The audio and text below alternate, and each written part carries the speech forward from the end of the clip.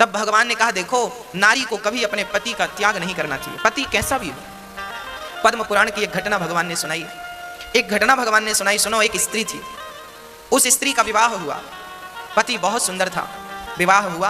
अभी वो हफ्ते भर अपने पति के संग रही कि पता लगा कि उसके पति को कोढ़ की बीमारी हो गई। कोढ़ जानते हैं, पूरा शरीर सफेद पड़ जाता है।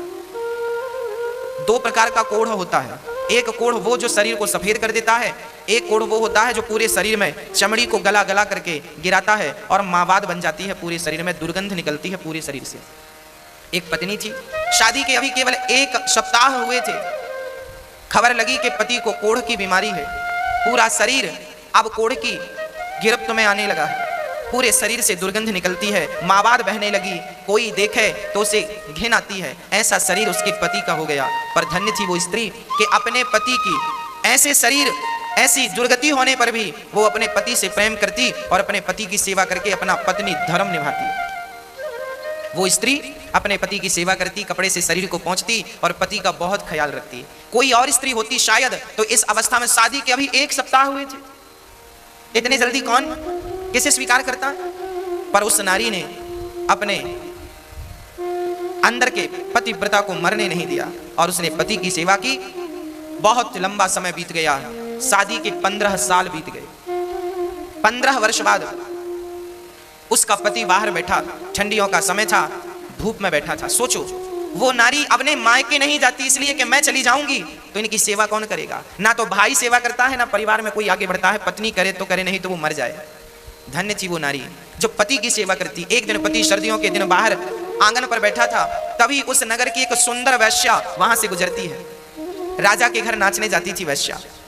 जब वो राजा के घर नाचने जाती तो उसी रास्ते से गुजरी। आज कोढ़ जिनको था, उस कोढ़ी ने उस स्त्री को देखा, आहा कितनी सुंदर है ये, और उसकी सुंदरता पर लट्टू हो गया। उसका मन वैश्या के पीछे चला गया। शाम को बड़ा उदास था। पत्नी ने कहा स्वामी जी क्या हुआ? तब कह दिया क्या बताऊं, आज यहाँ से वो स्त्री गई, उसके संग मेरा मन चला गया। तुम बहुत बड़ी, देखो एक पति अपनी पत्नी से कह रहा, सुनना जरा, ये पद्म पुराण में लिखी घटना है, सच घटना है, कोई मुंह जवानी की नहीं। हाँ, उस पति ने कहा, उस कोढ़ी ने कहा अपनी पत्नी से, सुनो एक बार तुम चाहो तो वो वैश्या मुझसे मिल ले, बस एक बार उससे मिलने की इच्छा है। वो वैश्या है ना, वो मुझसे मिल सकती है, उसे हम जितना पैसे चाहिए पैसे दे देंगे। अब एक पति भला अपनी पत्नी से कह रहा है कि तुम हमें उस वैश्या से मिला दो, पर पत्नी तो पतिव्रता थी। भला पति की ये आज्ञा भी कैसे टालती? आज तक किसी आज्ञा का उल्लंघन किया नहीं था, ये आज्ञा कैसे टाल? ठीक है, मैं आपकी मुलाकात जरूर कराऊंगी यदि आपकी इच्छा है, ठीक है। वो पत्नी उस वैश्या के घर जाने लग गई। सवेरे 4 बजे जाती, उसके घर का झाड़ू करती, बर्तन करती, चौका करती, चली आती। वैश्या ने देखा कि मेरे घर झाड़ू पोंछा कौन करता है। एक दिन उस वैश्या ने ताड़ लिया अर्थात देख लिया, छिप करके देखा कौन आता है मेरे घर काम करने। देखा तो ये पतिव्रता। अच्छा, ये इतनी बड़ी पतिव्रता है, इसके चर्चे चारों तरफ फैले थे।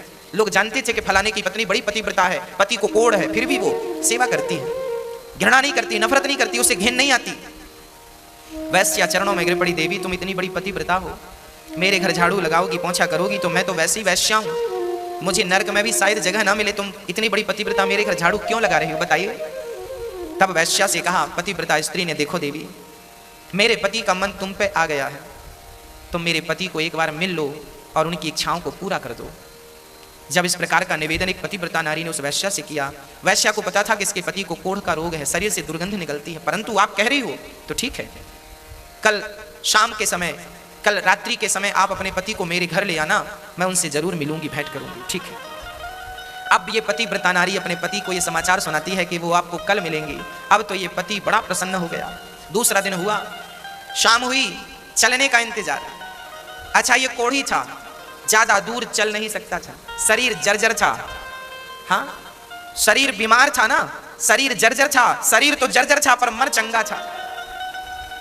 कुछ दूर चला, पत्नी ने हाथ पकड़ करके अपने पति को चलाया। इसके बाद थक गया, कहने लगा मैं चल नहीं सकता, पर मेरी इच्छा है उससे मिलने की। बैठ गया, रोने लगा। पत्नी ने कहा स्वामी जी रोइए मत, आप मेरे कंधे पर बैठकर चलिए। तब पत्नी ने अपने पति को अपने कंधे पर बिठाया। जरा दृश्य देखिएगा, ऐसा भारत और ऐसी पतिव्रताएं आगे मैं स्पष्टीकरण करूंगा। इस नारी ने अपने पति को कंधे पर बिठाया और वैश्या के घर जंगल के मार्ग से चली, गांव के भीतर से जाएगी। लोग क्या कहेंगे, पति को कंधे पर बिठाकर कहां जा रही हो, लोग हजार सवाल करेंगे। जंगल के मार्ग से जा रही है, कोई देख ना सके। पर उस जंगल में एक घटना और घटने वाली थी। क्या घटना थी? वहां पर एक संत बैठे थे। हाँ, वो संत, एक वहां का जो राजा था, उस राजा के घर में कुछ चोरों ने चोरी करी। चोरी करके धन संत की कुटिया पे छिपा दिया। राजा के सिपाहियों ने संत की कुटिया से धन को बरामद किया तो उन्हें लगा चोर ये बाबा ही है। तो उस संत को चोर समझकर राजा के सिपाहियों ने उसे सूल पर टांग दिया। सूल, पैना सा सूली अलग है, सूली मतलब फांसी, सूली अलग होती है, सूल अलग होता है।